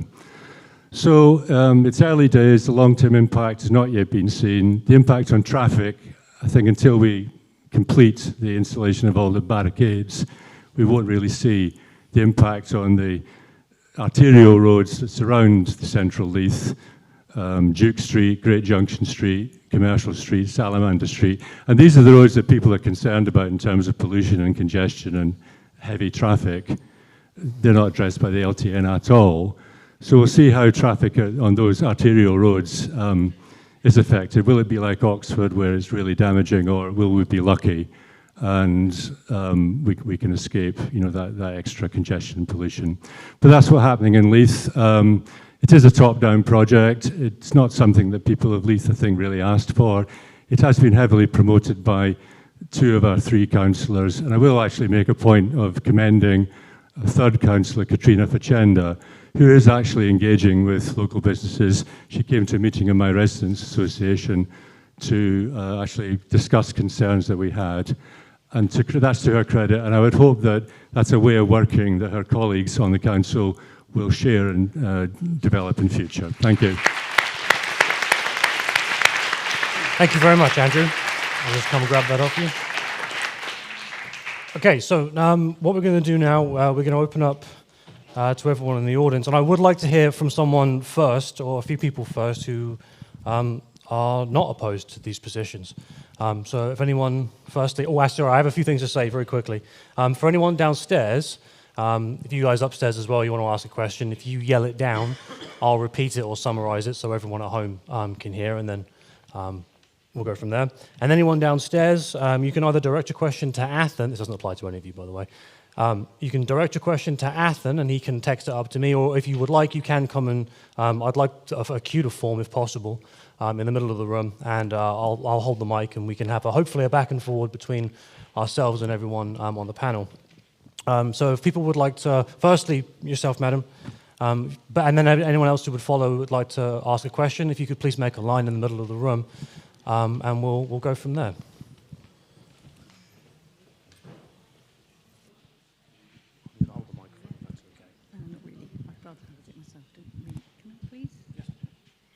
Hi, everybody. Obviously, I've upset people by interrupting. I was just trying to open up the discussion and ask when we'd get a chance to hear some different views. Matthew made an appeal for talking about common ground. I think I have a lot of common ground with people in this room. I think a lot of us are very nervous and anxious at the moment about the fate of our businesses, about the cost of living, about how we're going to manage in this marvellous city when things seem to be changing quite rapidly and we've been through some difficult experiences. And I share those anxieties. I also share a mistrust of some politicians. But I fundamentally believe in democracy, and I bet most of you do. I bet most of you voted for the councillors that are passing these things that you may be unhappy about, or for some of them, or at least participated in the democratic process. So my first question is it really true that we cannot trust any politicians at any level in this country? Because if it is, we're in bigger trouble than a few restrictions on where we go in the city. Okay, so why are you here tonight worried about a scheme about traffic when you're really worried about the fate of democracy? I'm just really interested in that. But the theme that's running through everything that we've heard, and one of the reasons I did interrupt is because there were some untruths spoken for the panel, but maybe in error. I hope in error. I hope nobody's lying. For a start, freedom is running through the thread. There's a lot of people who feel their freedoms are being constrained. But I'd ask about the health issues. How free is a child to avoid lung cancer, which is on the up? No, please don't do that, because the World Health Organization calls... Please allow her moment to speak. I understand you disagree, but please allow her to speak. The World Health Organization calls air pollution the new tobacco. Now, a lot of you will have been upset at the smoking ban, I'm sure. But also a lot of you will have appreciated it. A lot of people in this room will have lost people to cancer. I have a relative dying of cancer right now. It's not related to smoking. How would it feel? My friend's brother died of having never smoked of lung cancer. Lung cancer in people who have never smoked doubled in the UK between 2008 and 2014. It now causes 6,000 deaths a year. And this has been scientifically proven to be linked to fine particulate pollution. That's not disputable. There are multiple research papers, and if anyone wanted to contact me, I can quote them for you.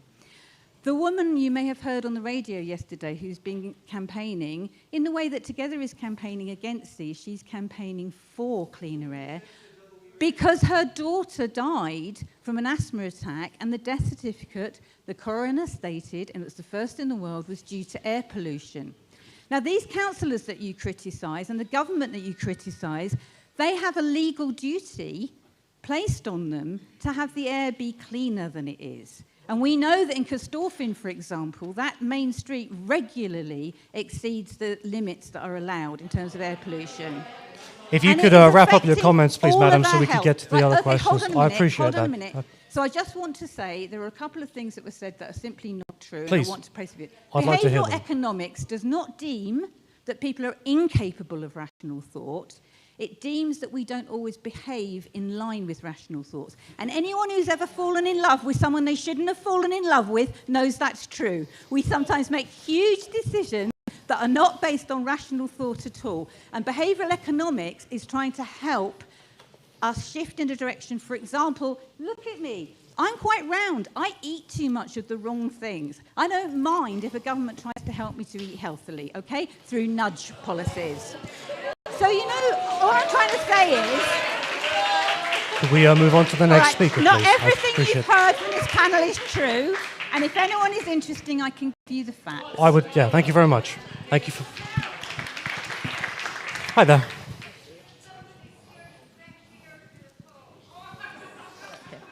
Please. Hi. So, just out the bat, I know I'm wearing a mask. I know a lot of you also agree that should be a personal decision and not forced on you. So I ask that you don't change your opinions of me out the bat because I choose to wear one. I'll speak louder then. Okay. Well, you definitely could, and if you shouldn't, you maybe should go to a doctor about that. Okay. So first things first, I'm coming to you as a young person. All of the changes that will be made in this aspect will affect my future for a very long time.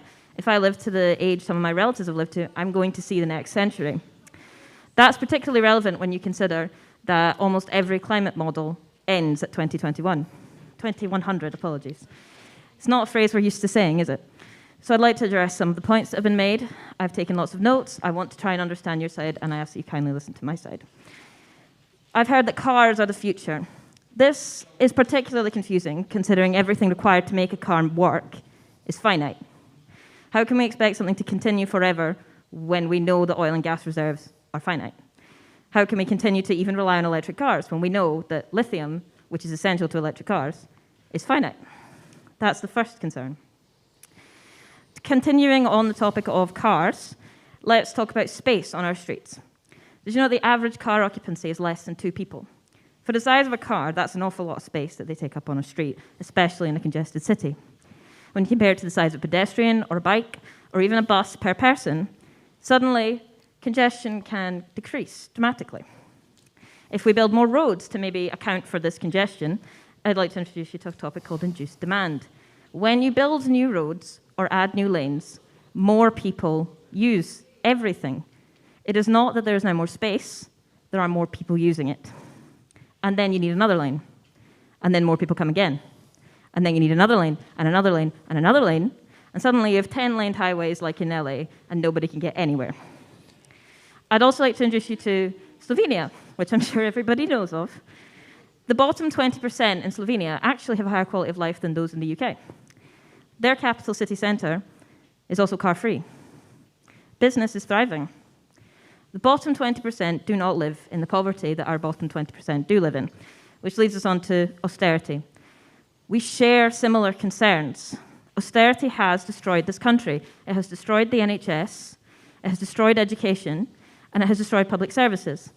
It is impossible to get GP appointments. It is impossible to get dentist appointments. That's not because of the people you think it is. We both hate the politicians. I think the politicians are hypocrites, all of them. They will keep flying in private jets. They will keep taking their fancy cars. And I think they should be held to the same standards as the rest of us.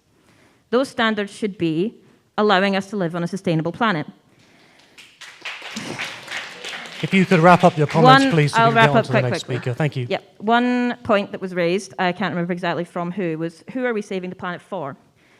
You're saving it for people in the Global South, friends of mine who have been forced out of their homes because of increased climate disasters. You're fighting for the young people who want to continue to be able to live where they live now. If you don't think you've seen the climate impact, you are incorrect. That is the simple fact. Okay. Antarctic sea ice is lower than it has ever been at this time of year. Forest fires are more spread than they have ever been in their entire history. You may say it is a natural cycle.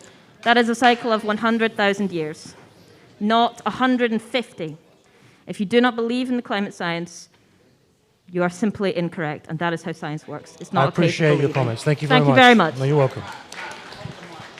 This one. I'm going to hold the mic, unfortunately, just because we have a lot of people to get through. Yeah, no, I know this time. Hey, hello. I just wanted to thank all the panelists. So I guess to put my cards on the table, I guess I would say I'm on the other side of this position from most of the people here, but it was really eye-opening to hear from these speakers, and I think it was, especially, I wasn't expecting a shout-out from Chicago and Daniel Burnham. You can tell by my accent, I'm originally from Chicago.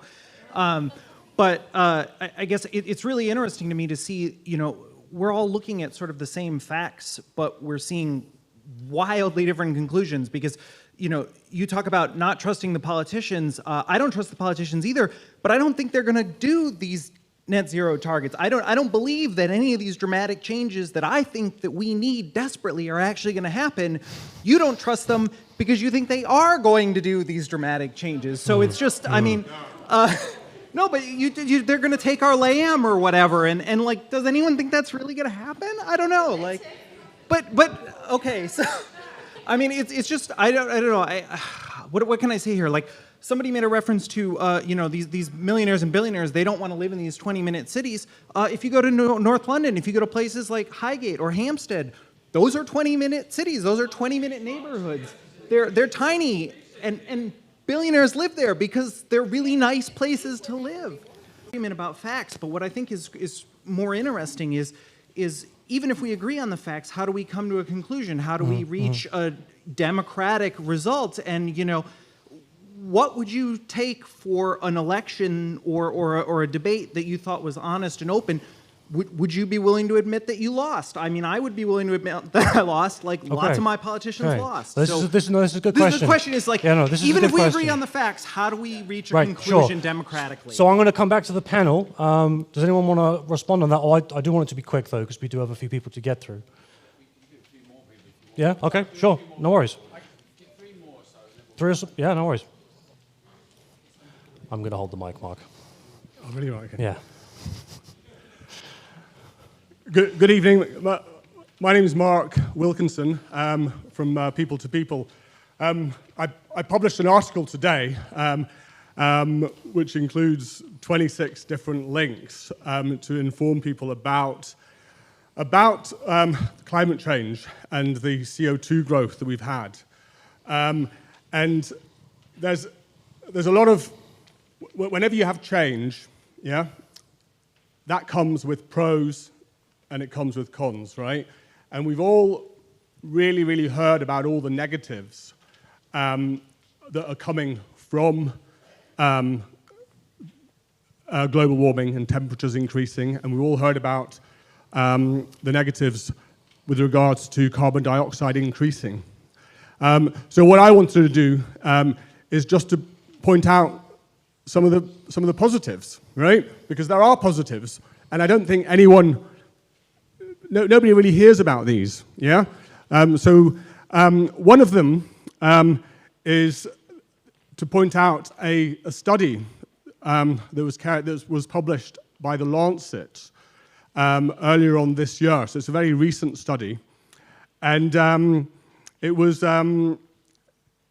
what they did is they looked at a 20-year period of data, right? From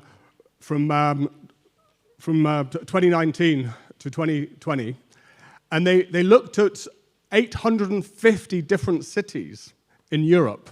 And what they did is they tried to calculate exactly how many extra deaths were occurring each year because of heat in the summer. And they also looked at calculating how many extra deaths were occurring in those 850 European cities because of cold in the winter, okay?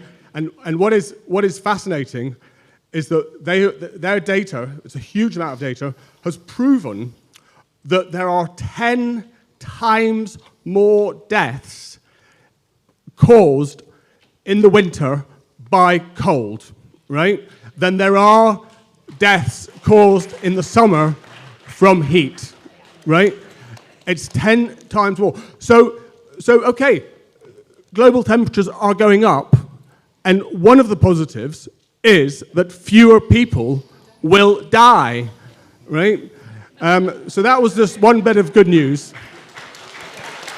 I know you have a few things to say, but if you could... Second piece of no, just very quickly, because we have a few people. Right. So the second bit of good news, right, is that 140 million years ago, right, the concentration of carbon dioxide in the atmosphere was 2,500 parts per million, right? That was 140 million years ago. And there's been a continuous decline until around about 1850, right? Just a little over 150 years ago. There was a continuous decline, and carbon dioxide concentrations in 1850 were just under 300 parts per million. Now, it's very important for everyone in this room to know that if the concentration of carbon dioxide drops to 150 parts per million, then plant life cannot survive on Earth, and neither can animal life. If you could wrap it up, please, Mark. Yeah, okay.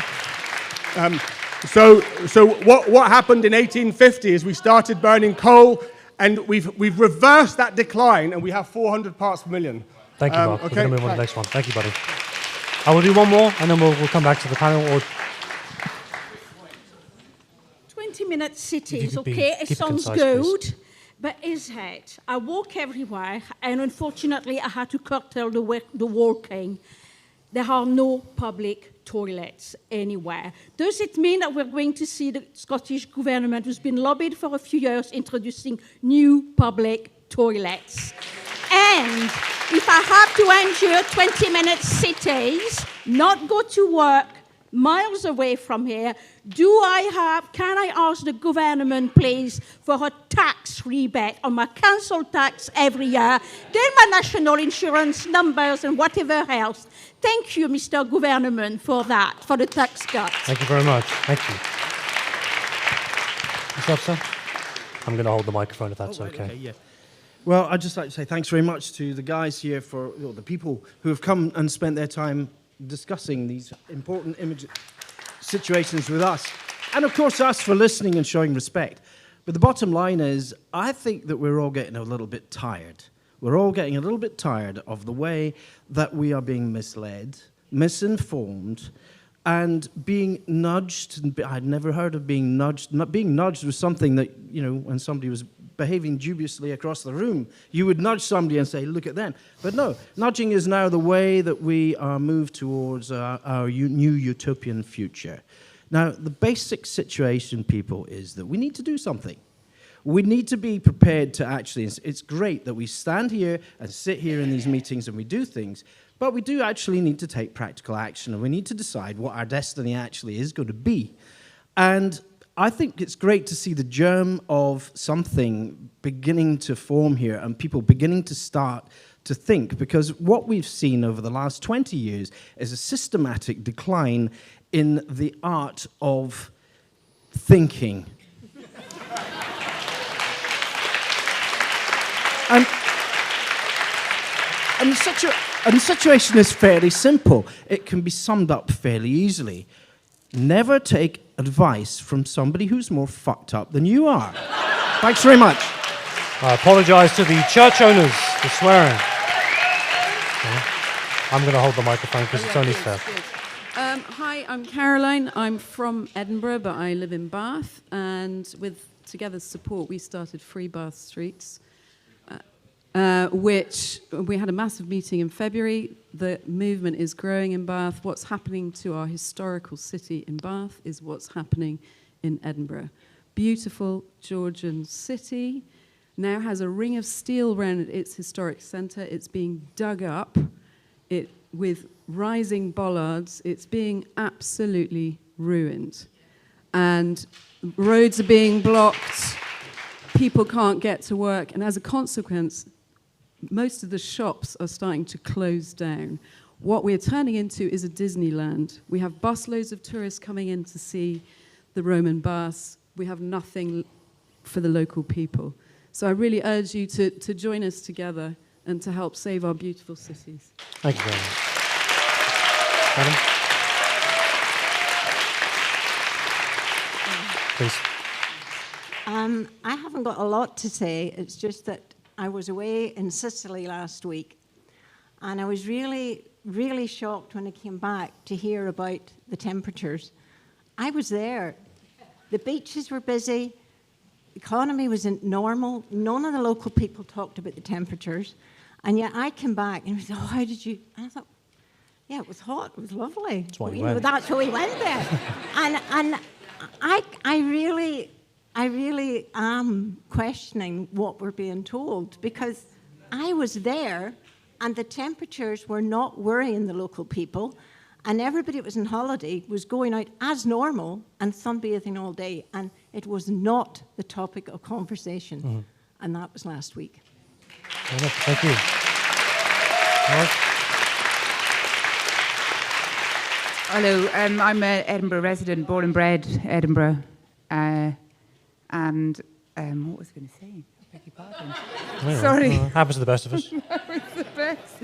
So, no, the idea that I don't live in a 20-minute city already is just blows my mind, because I walk everywhere, I cycle everywhere. I've got a car, I drive to work, I drive half an hour to get to my work in West Lothian.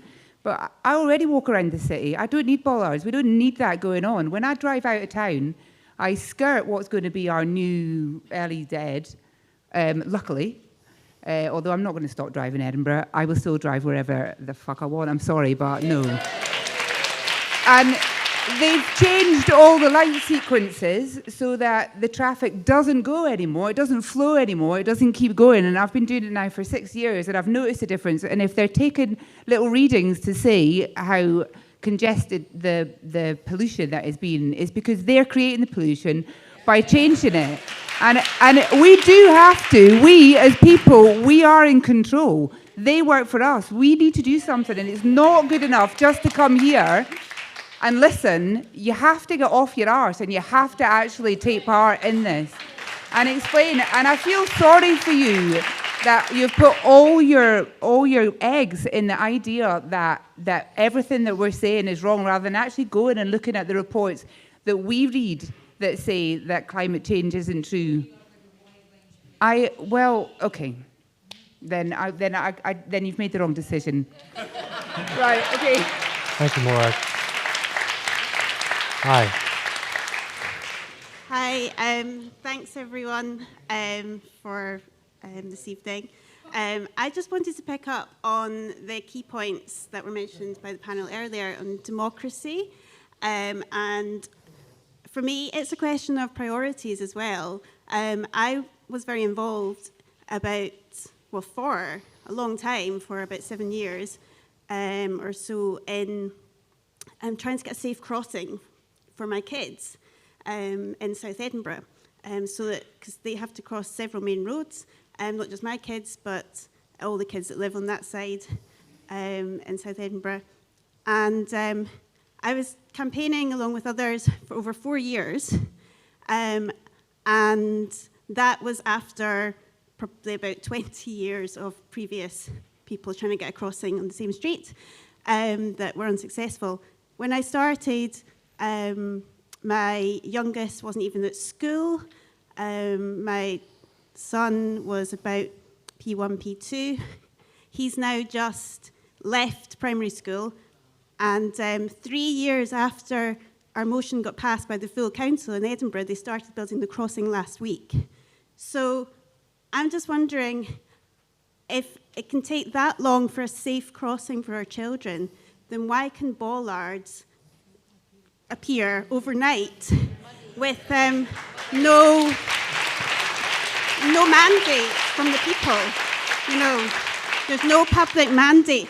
it's not really a question of whether it's right or wrong. It's a question of where is this coming from, where is the public mandate, and why are we not being consulted properly? Thank you very much. Adam? Hi there. Hi. Welcome. I grew up in a 20-minute neighbourhood called East Kilbride, and that was in the 60s and 70s.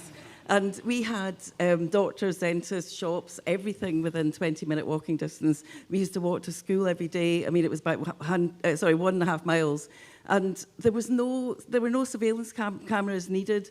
There was no enforcement needed or direction of the traffic. It was fine. And since then, I mean, I'm a big fan of cycling. So I live in Saltcoats now. I used to live in London in the 1990s, and I was a member of London Cycling Campaign. And I also paid, by standing order, I used to donate to Sustrans every month, just because I wanted more cycle lanes and nice country cycle lanes and things. But it's the enforcement that I'm against. I don't think that should be enforced. There's a different thing between cycling in a city, like maybe Edinburgh or London, and in Saltcoats, where I live, it's on the top of a hill. So if I cycle, I've got a big hill to cycle up when I come back. And I'm quite fit. I work as a walk organiser, but many people wouldn't be able to do that. If you go into almost any town in Ayrshire, the town centres are really depressing because a lot of businesses have closed down, and we should be starting by building up local businesses, building up dentists and doctors and local services. That's where we should be doing this. Beautiful. Thank you very much. Could you stand on the left and the speaker stand on the right? Yeah, of course you can, yeah. Sir, please. I've been told to move. Hi there, my name is Nick. I'm a taxi driver. I experience firsthand every night the chaos with these traffic restrictions. It's going to be the worst festival ever for traffic. But I have a question for you guys, because my fellow cabbies tell me that I'm an absolute off-the-map conspiracy nutter. No. Yeah, you might be. I want to know, am I the only person that sees these back-to-back crises ever since the millennium? There's just one thing after another after another. We think we're getting out of COVID. Oh no, into the fire of climate change. It's going to. Am I right? Is it? I mean, we had 9/11. We had everybody lying through their teeth about WMD. Off we went. We laid waste to a nation full of people who had done us no harm whatsoever. It's all swept under the rug, draw a line under it, and move on to the next crisis, and then the next one, and the next one, and the next one. So I'm just thinking to myself, I'm either absolutely insane, or there are other people who look at this the way I do. It's all orchestrated. And if you want... I saw the master plan for myself in a monument called the Georgia Guide Stones, which were blown up just about a year ago. But they've been planted in the 80s in a place, I can't remember exactly where, in the middle of nowhere in the state of Georgia. And some body of people spent hundreds of thousands of dollars in the 80s having these things, massive stone, 4 big stones with a capstone on top, 20 foot high, hundreds of thousands of dollars worth with a master plan for the people who I reckon are about to become the New World Order if we let them. Thank you. It's good to know I'm not alone. Very good to know. Thank you. That's all I have to say. Thank you, buddy. Appreciate it. Yourself, sir. Hello. I just want to say a quick thing. Somebody mentioned natural disasters, and obviously it's a big conversation and it's a complex conversation. But I think it's worth noting today, less people per head of population die of natural disasters because detection methods are better than ever. And the only reason that is because of economic growth. This is a luxury that we live in today, but it's not going to be there forever. We can't sustain lockdowns, we can't sustain shutting business, and we can't sustain net zero. It's ridiculous. It's patently ridiculous, and we can see it in our high street. We can barely get people through A&E. So if you think if we're going to not get people through A&E, we're going to detect like whatever's coming, tsunamis around the globe, not here obviously, but if you think we're going to detect things like that in the future, the way things are going, we can barely get people onto a hospital bed. This is a nonsense, and we all know it is. So if we're going to talk about natural disasters, let's talk about economic growth. That's Does anyone from upstairs have a question? No? Okay, we're all good. Alan, stop meddling, someone's yelled. Sorry? Oh, beautiful, marvellous. Okay, sorry, I'm used to this. That's right, if you Yeah, don't mind. sorry, yeah. I'm going to be a wee bit controversial here. Go for it. I'm actually going to say not all councillors are bad. They start off with great intentions, but in Edinburgh, I've been here most of my life. I've travelled around the world, blah, blah, blah. We are now, for the last several years, the council have been responding to the vocal, verbally aggressive minority and doing things to keep them quiet. They've not, the unfortunate, the cliched silent majority, we've just sat still and said, oh, well, it'll be all right. No, it hasn't. Now, I'm going to bring it down to, very quickly, down to people level. I'm a people. How it affects me and the proposals and already impacting. As a teacher for the last 55 years, teaching environmental education, I've now been doing supply for several years since I retired. I'm now choosing the schools that I go to. The same schools cannot get supply teachers, entertaining 250,000 to 500,000 people, producing income for the city, and visitors, but also remember, people live here, and they like entertain too. How can I get a drum kit and a PA system on a bicycle from Portobello at 70 years old up Victoria Street? Well, we're not finished yet, it gets worse, trust me. So I said, how can I? Well, I had this bampot of a lady in Portobello, so it happened to be a lady. I said, she was actually, we've got cargo bikes now, she says. We did a presentation at one of the council team meetings recently, and I raised the very point. She said, oh, you could get them on a cargo bike. And I said, you're kidding. You know? And she said, oh, yes, we've got cargo bikes you can hire in Portobello, but my funding is coming out tomorrow, so I'm hoping the councillors here will fund me for next year. Oh, whose nest are you feathering, my dear? You know, and she said, oh, yes, we've had bikes on a cargo bike. You're talking nonsense. A drum kit and a PA system. Get real. However, coming back to the very thing, I wrote to the council, asked the transport convener at the time, this is my job, this is, and there's bans 7 nights a week, remember. How do we get this? How do we overcome this? Oh, she wrote back and said, oh, yes, we've decided we're going to allow you loading and unloading between 8:30 and 10:30 in the morning. So, fine, at least you've started to think. That's a good start. I mean, let's have a debate. We've lost the art of debating these days. You're either right or wrong. Nonsense, never going to happen. I wrote back and said, that's very good, but would you go to a council meeting 11 hours before you're due to start? I didn't get a reply. What a surprise. So these are the little things that are impacting us all. Beautiful, thank you very much. And, well, just one more and then we're done. So we'll.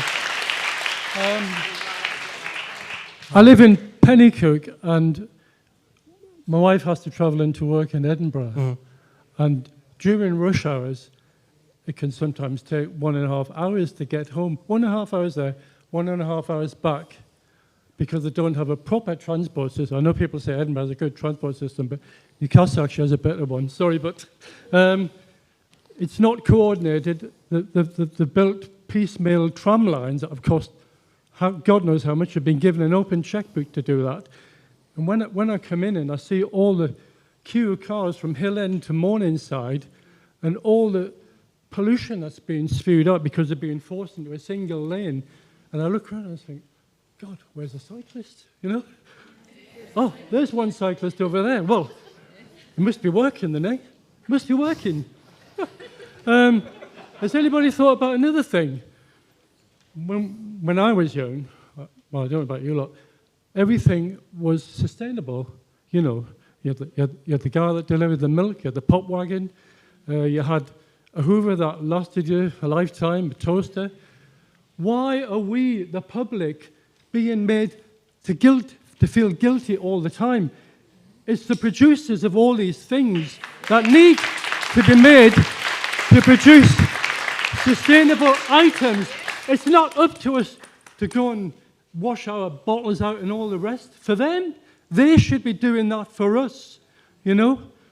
And I've lost track of what I was going to say, but basically, they're misleading us and guilt-tripping us to herd us to where they want us to go. They actually want us all to eat bugs as well. They want to get rid of farmers. They're fighting with farmers in Holland, destroying our traditional links to the land. They've done research into what this bug eating actually means. It causes all sorts of health problems for people. They want to herd us into cities and control us like in China, and the digital currency is part of the same thing. It's about hiding the mistakes they've made by printing all these toilet paper, all these unsustainable wars that we've been involved in. We've done that because we're printing toilet paper, and they're going to bring out a digital currency to take all our money from us while they carry on doing what they like and hide it from us, the truth. Thank you very much, buddy. Thank you. I will take one more. It'll be yourself, madam. Huh? Well, no, but the second half of the event was for a public forum, so you'll be the last question, madam. Okay. Hello, well, hello we're to here everyone. Now, I'm Fred. I'm French, and I was thinking you might maybe be interested about something I will tell you. In France, the last few years, we've been going through an experience really looking like 20-minute neighborhood. It was in 2020 and 2021, and the deal was we were not allowed to go further than our home. At the start, 1 kilometer further was not allowed, and then it was 10 kilometers. So basically what happened is we had, before we left home, we had a paper with us with our name, date of birth, address. We signed this paper to ourselves, telling we allow ourselves to go 1 kilometer away or 10. And we put the paper in our pockets. So as you can guess, some French people had many different pockets. And to make it work, the policemen were part of that and giving a lot of fines constantly. So just to let you know, whatever, if people were thinking is for the best or not, what I've seen is the French population really shocked about having to live such an experience with basically Checkpoint Charlie everywhere. And I hope you never get to live such an experience here in Scotland. That's it. Oh, thank you very much. Thank you.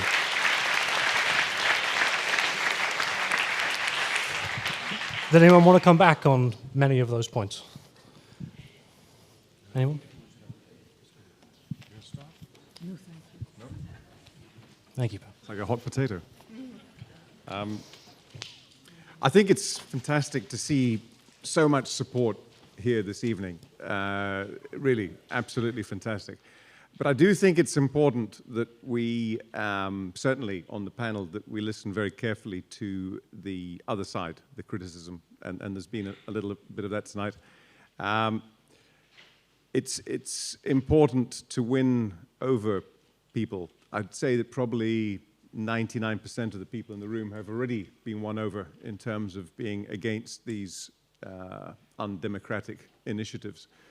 But this is only a small representation of the city. So we have to go out and win the hearts and minds of all the people, including those who are of different opinion. And so it is very important. I appreciate the people sitting in the second row there coming along and voicing their opinions this evening, because we have to address everyone's different points of view. And only then can we bring about the change that we are needing to do.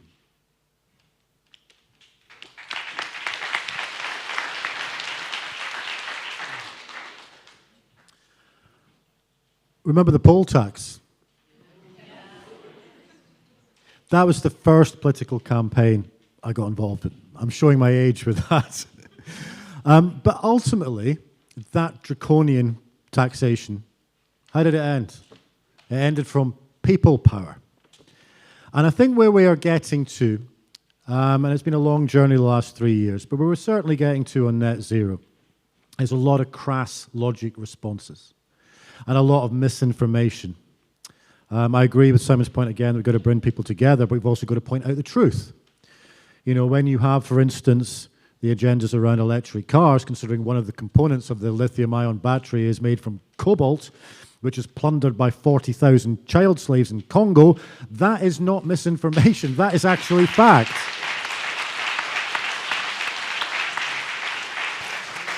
And when you get wind turbines with a 20-year shelf life, roughly, they end up in landfills. That is not exactly sustainable. So they're just a couple of examples of where we're at with this. And I think fundamentally we've got to try and find good debate, you know, debate with decorum and respect at all times. But it should be about the people to campaign, not be suppressed or cancelled or shut down. And I would suggest that a possible solution for this, considering the crass logic response of net zero, is to open it up to the people. Maybe have a net zero referendum. Thank you, James. And from Alastair? Yes. Yeah, please. Okay. Well, a couple of things. First, on the question of trust and politicians, I want to make a little bit of a defense of the politicians, actually, in the face of all the criticism, because I think there's a danger in these situations that you end up blaming individuals for something that's a problem that's bigger than them. So, I mean, you know, there's good and bad politicians. Some of them, I'm sure, enter politics with the honourable intentions. But I think if you take something like science, for example, I'm a huge fan of science, and therefore a huge fan of scientists. I mean, practically everything that is good about the world today has come through scientific development and research and the translation of those findings into the products that we all use.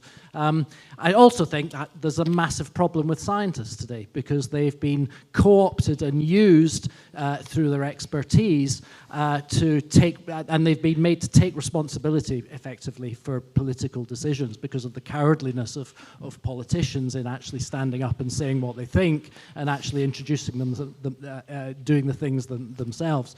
But that said, I mean, representative politics is a fantastically brilliant invention. I mean, that idea that you have an idea, you form a political party, that you write a political program and you go out and argue for it and the public then are encouraged to support you. I mean, that's a brilliant politics is a brilliant thing. The problem, to my mind just now, is not the individual politicians, but that we no longer have representative forms of politics and representative forms of democracy. And far too often just now, the way things that are done in this world is that experts pronounce that we should do this, that, and the next thing, have net zero or whatever it is.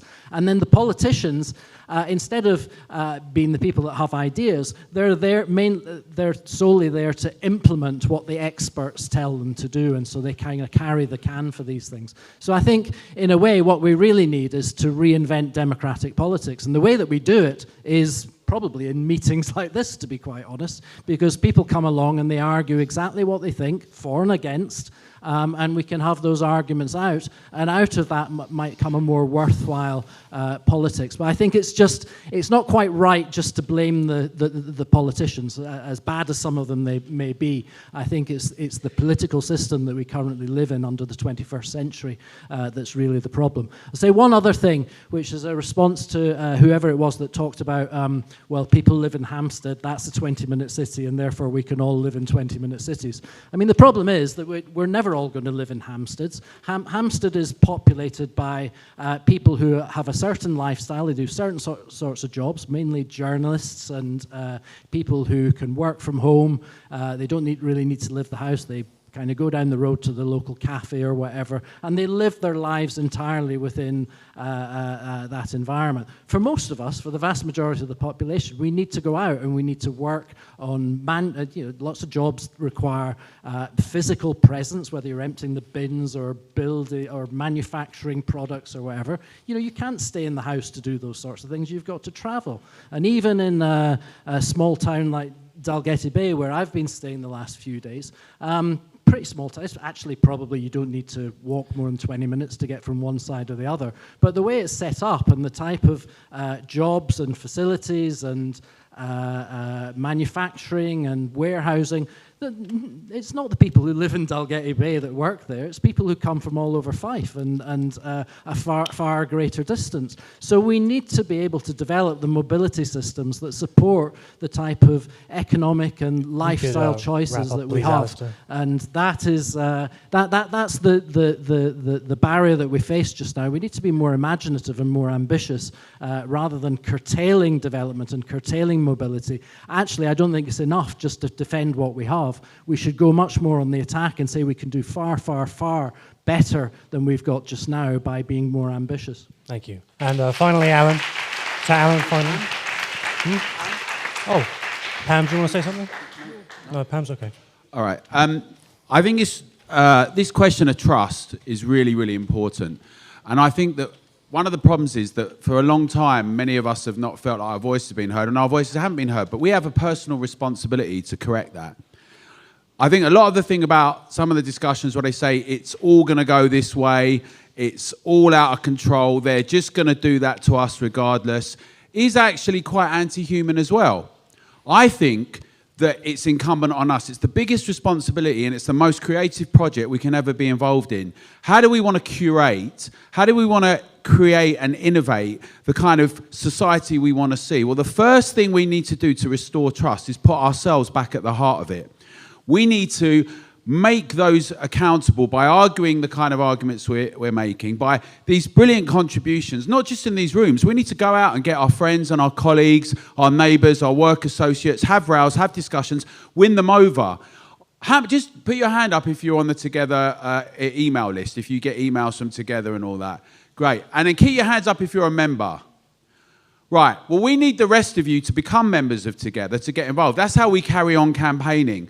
But I want to just say a couple of specific points about this, because the question about, you know, if you look at the news at the moment, just so we're clear about Behavioural Insights team and Nudge, the reason it's so anti-democratic is because it's a refusal to go out and win the hearts and minds of the public, and instead it attempts to cajole psychologically and nudge you in a certain direction rather than argue the virtue or the merits of the position. It's why we see things like meltdowns, burning things, infernos to create a kind of Hollywood-style movie that induces fear and irrationality, actually, rather than saying, like the other gentleman said, and this is the really important point, you think this thing and I think that thing. He's absolutely right. And you think this thing, and we're hearing the same bits of information. And what he's actually saying is, who's going to argue for their moral web, for their moral position, for the political position they want to see? Now, the reason I started with the Scottish Enlightenment is because it's one of those moments that it puts humans and individuals at the heart of making history. And this experiment we've had for about 300 years is just that. It's an experiment where the ideals and the ideas of the individual within society and our contribution to changing it through our endeavours is there. Now, it's not immutable. We've seen that in the last few years, the kind of measures that we've seen in other places around a social credit system can be put in place, and it's very concerning. And I would put to you that it's incumbent on all of us to take responsibility to win some more people in, to join together, to get involved here. Afterwards, speak to Matt and the guys. We need Edinburgh to be a showcase like we've done as well in Cambridge and in Canterbury, in Bath, in Bristol. Up and down the country, we've got local regional hubs and campaigners where people are winning over arguments. It's why we're able to put pressure on elected representatives, many of which, by the way, only get a few hundred votes to this point. Often people don't think it's worth coming out because these politicians live in a parallel universe. Let's make everyone accountable. And sure, some have got a civic interest. They're trying to do the best they can. But the way we get trust is we build up trust in ourselves. Our contribution, we make ourselves the subjective changing people in society. We change things. That's how we get trust. The final point is this. The other thing about the Scottish Enlightenment, it was predicated on the idea of transforming things. I think we could create the idea of a great exhibition in Scotland and in Britain for 2100, we could say this is the future we want to see of innovation, of marine biology and tech and design and innovation, where zombie banks and zombie companies fail, where we have retraining, where we engage with one another. And yes, the majority wins, not everyone. It's not unilateral. And those who lose that, yeah, well, you haven't made your argument properly. We have to convince people about the kind of society we want to see. This experiment of freedom is dependent on us to keep it alive, because there are those who've become very used to being technocratic, managerial people that will have us all doing barcodes, all being like in our little zones, all being surveyed and all being told what to do. The decision is yours and where you stand on that, because the more of us that stand up together, the more of us that can change it. And these weak authoritarians, look how quickly they start crumbling. Like, look at Michael Gove all of a sudden saying we shouldn't make it a crusade, net zero. Are you joking? You're the one who made it a crusade, mate, right? Look at all these people, they panic because they don't have principles. And we have principles because what we're interested in is us, our family, our friends, our neighbours, our networks. We're not scummy, we're not gammons, we're not stupid. We're the people that make up Scotland and Britain. We've got to unite, we can transform it, and we can create the kind of society we want to do together. And if those people can't do it, let's move them out of the way and we'll run it. Let's all do it together.